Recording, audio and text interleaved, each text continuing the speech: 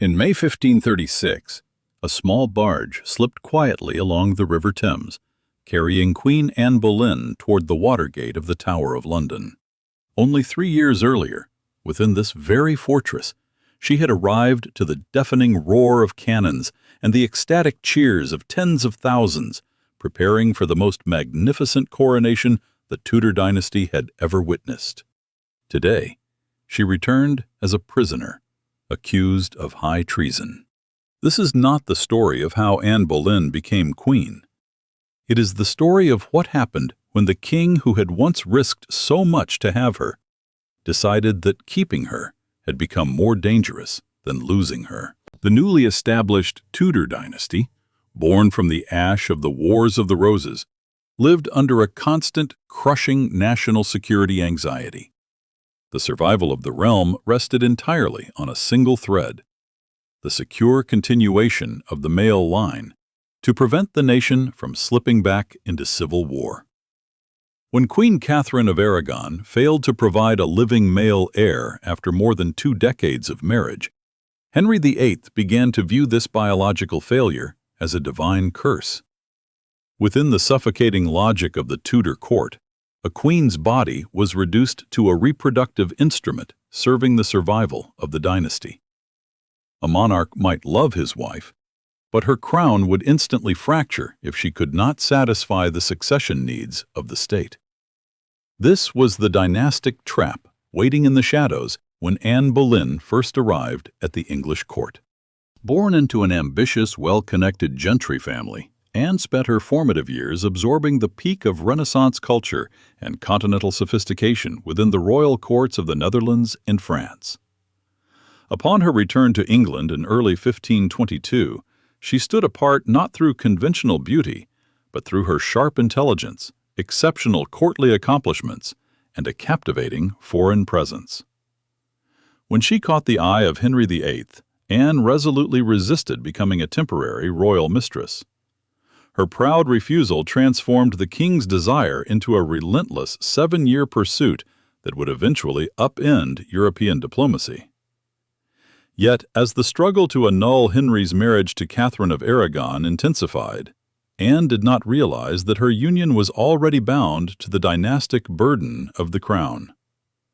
She was entering a relationship in which love could never be separated from what the crown expected her body to provide. Throughout the 7 years of Henry's relentless pursuit, Anne Boleyn had cause to believe she had mastered the most dangerous political game in Europe. Obstacles once deemed permanent crumbled before her resolve. Cardinal Wolsey was dismissed. International alliances were redrawn, and a secret marriage was celebrated in early 1533. The king's surviving love letters bear witness to the desperate intensity of his obsession, a passion where a sovereign surrendered his pride to plead for the affection of a subject. Yet this dramatic rise was never a simple private romance. Anne became deeply entangled in a multidimensional crisis involving royal authority, succession, religion, and papal jurisdiction. The historical break with Rome was not merely a byproduct of a love affair, but a seismic structural shift in which Anne served as the central catalyst, altering the course of English history. Anne's coronation on June 1, 1533, represented the absolute zenith of her triumph. She processed toward Westminster Abbey in a magnificent white litter, her brow adorned with a sacred crown traditionally associated with sovereign authority. At that moment, she was already 6 months pregnant. Her visible pregnancy beneath her royal robes of ermine was not merely a personal victory, it was a grand dynastic wager upon which the entire realm held its breath. The court watched with immense expectation, confident that this formidable woman would deliver the living male heir to secure the Tudor line and end years of political instability. Yet, on September 7, 1533, at Greenwich Palace, the child Anne delivered was a daughter named Elizabeth.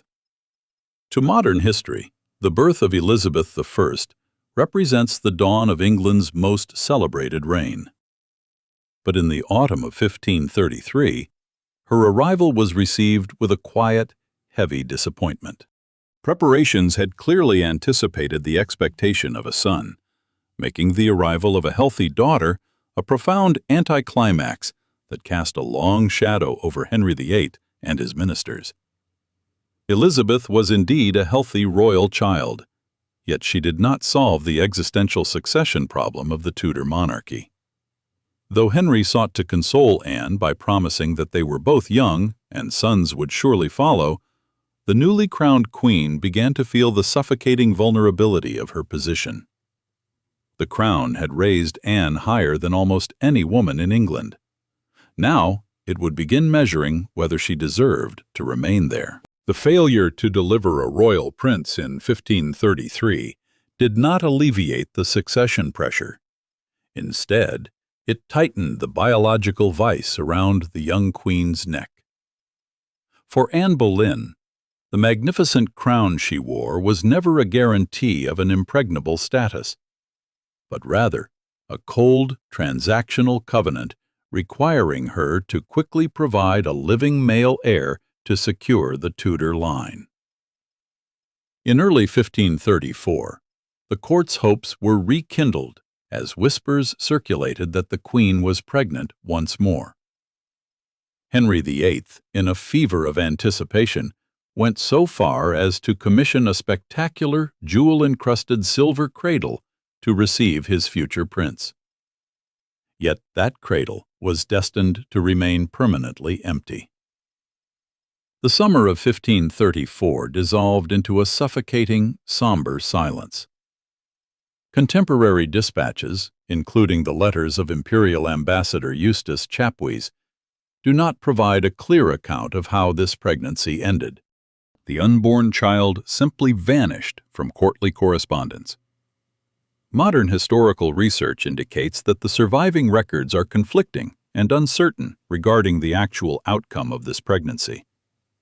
While some historians suggest that Anne suffered a quiet miscarriage, kept strictly discreet to protect her vulnerable political standing before her detractors, others suggest that the surviving evidence simply reflects the medical uncertainty of the era. The silent end of this pregnancy marked a chilling transition in their marriage. The passionate adoration of their long courtship visibly receded, replaced by a cold distance as Henry's gaze began to drift toward Jane Seymour, a quiet lady-in-waiting whose presence represented a different courtly image within the palace.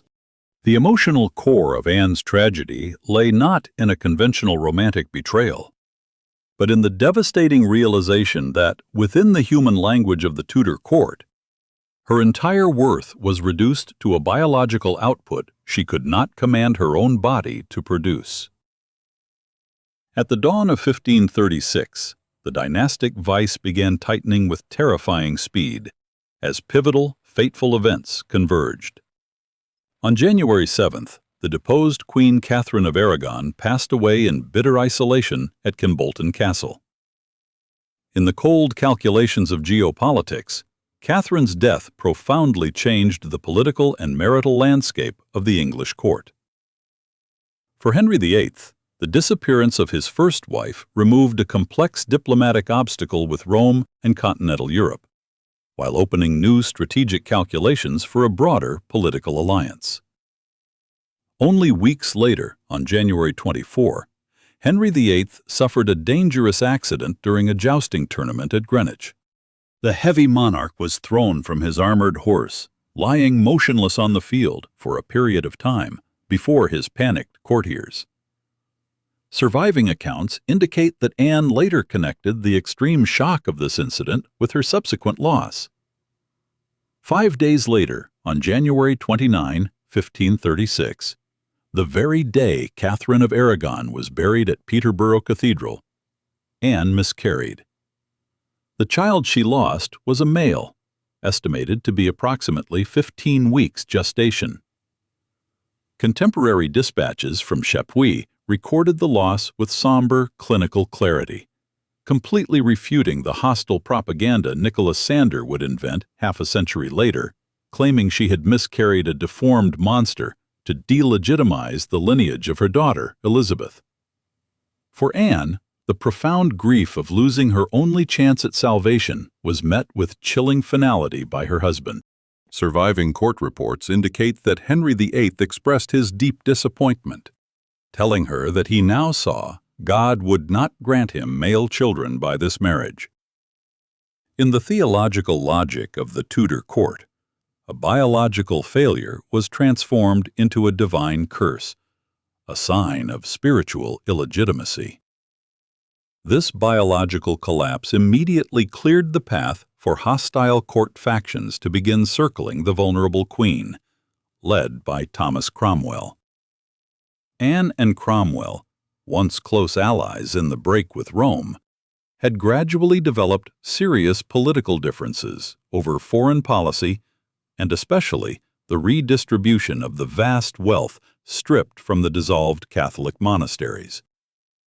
Within this tense environment, a highly provocative sermon delivered before the court by Anne's almoner, John Skipp, on April 2, 1536, served as a public manifestation of the irreparable rupture between the Queen and the minister.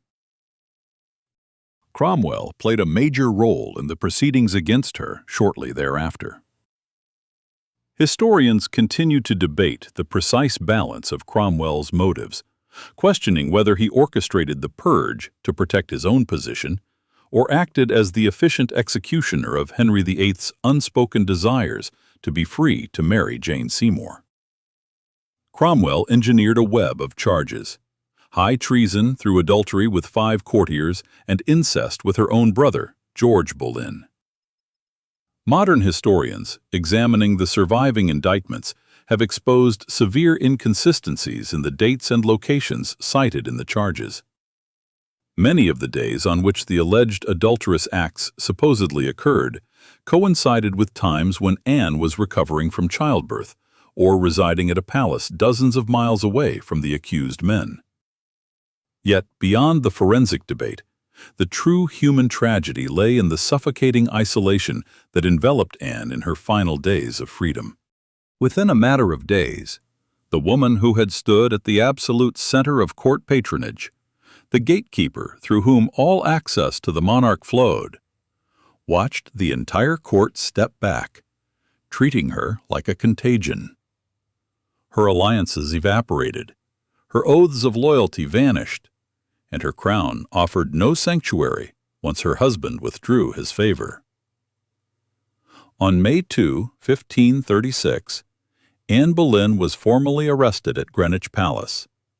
She was placed on a royal barge, slipping quietly along the River Thames toward the fortress of the Tower of London. As the vessel docked, and Anne stepped onto the gray stone steps into the cold walls of the fortress, she was met with a scene of devastating, tragic irony. The very woman who had processed through this fortress 3 years earlier, to the triumphant cheers of her coronation, returned as a prisoner accused of treason.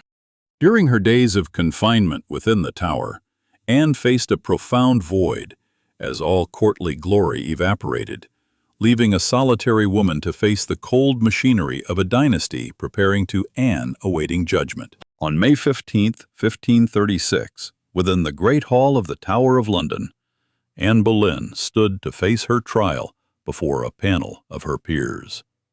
The proceedings were presided over by her own uncle, the Duke of Norfolk, a detail that introduced a sharp note of domestic tragedy into the clinical machinery of dynastic law. Norfolk formally pronounced the verdict of high treason, sentencing her to be burned or beheaded at the king's pleasure. Facing her impending death, Anne did not break or beg. The same Renaissance pride and courtly sophistication that had once carried her to the throne now served as her final armor, protecting her dignity before the court. She calmly asserted her absolute innocence against the charges of adultery and incest. Observers who recorded the trial noted that she spoke with a serene authority and quiet confidence, making her appear more like a reigning sovereign than an accused prisoner. While the 5 men accused alongside her were led to their executions, Anne spent her final days within the Tower of London, preparing for the end of her life. For the execution of his queen, Henry VIII authorized an unusual method in England, commissioning a professional swordsman from Calais, France, to perform the deed with a sword rather than a clumsy English axe. This choice may have been intended to ensure that the execution of the queen was swifter, more precise, and more controlled. On the morning of May 19, 1536, Anne Boleyn ascended the scaffold erected within the Tower of London. Clad in a dark gray kirtle lined with royal ermine, she turned to address the gathered crowd. Surviving accounts of her final speech record a remarkable restraint. She chose neither to condemn the husband who had signed her death warrant, nor to confess to the fabricated charges. Instead, she praised the king as a gentle and sovereign lord. Whether Anne's restraint was motivated by her religious faith, political pragmatism, maternal instinct to protect the fragile legitimacy of her young daughter Elizabeth, or simply the expected behavior of a condemned queen, cannot be known with historical certainty. After her address, she knelt upright, continuously murmuring her last prayers. The clean stroke of the Calais swordsman fell in an instant, severing her whispers and restoring absolute silence to the Tower yard. Her death was marked not by sensational violence, but by a heavy, devastating hush. Her remains were hastily gathered and buried without ceremony in a modest wooden box beneath the floor of the chapel of St. Peter ad Vincula within the Tower complex. The woman who, only 3 years earlier, had been anointed as the shining future of the Tudor dynasty, now lay beneath the cold stones, stripped of her crown, her titles, and the solemn grandeur of royalty. The ultimate tragedy of Anne Boleyn's life was not merely her sudden death on the scaffold, but the crushing transactional price she paid on her journey to the center of power. Anne lost everything in succession: her personal freedom, a passionate marriage, her trusted allies, her political influence, her family's honor, the life of her own brother, and ultimately, her own survival. This systematic destruction was not an isolated failure of strategy, but a stark, absolute demonstration of a dark truth of sovereign power. Standing close to the crown was never the same as possessing sovereign authority. Anne wielded immense personal influence, dictated the flow of patronage, and stood as the gatekeeper to the court. Yet the ultimate authority always remained entirely with the Tudor crown. In this patriarchal system, a queen's security existed only as long as her utility to the monarch remained unquestioned. Once that utility vanished, her titles and marriages were dissolved, exposing her to the clinical gears of the state. The quiet grief of this tragedy is compounded by one of history's deepest ironies. The daughter whose birth in 1533 had been greeted as a profound dynastic disappointment would later ascend the throne, ruling England through a long and transformative reign. Yet this was not a triumphant victory or a late act of poetic justice for the condemned queen. Anne Boleyn lay permanently beneath the cold stones of the chapel of St. Peter ad Vincula, having never lived to witness her daughter's rise. She never saw the crown placed upon Elizabeth's head, nor did she ever know that her devastating sacrifice would eventually bequeath to England one of its most celebrated sovereigns. The irony of history does not erase the destruction of the individual. Rather, it underscores the terrifying caprice of absolute power. A woman was sacrificed to preserve a dynasty, only for that dynasty to be rescued by the very daughter it had initially rejected. The historical memory of Anne Boleyn would be fiercely contested, distorted, and reinvented over the centuries, turning her from a living, breathing woman into a political symbol. But the human tragedy remains frozen in time. The grey stone courtyard of the Tower of London returns once more to a solemn silence, holding one of the deepest secrets of the Tudor dynasty. 3 years earlier, in the summer of 1533, Anne Boleyn had entered this fortress in proud majesty, preparing to receive the splendid crown of England. 3 years later, in May 1536, she departed this world upon a modest wooden scaffold within these very walls. A glittering crown and a cold sword. Only 3 short years separated the two destinies of the same woman. If this story moved you, consider subscribing. Crown and Shadow tells the human stories hidden behind royal power.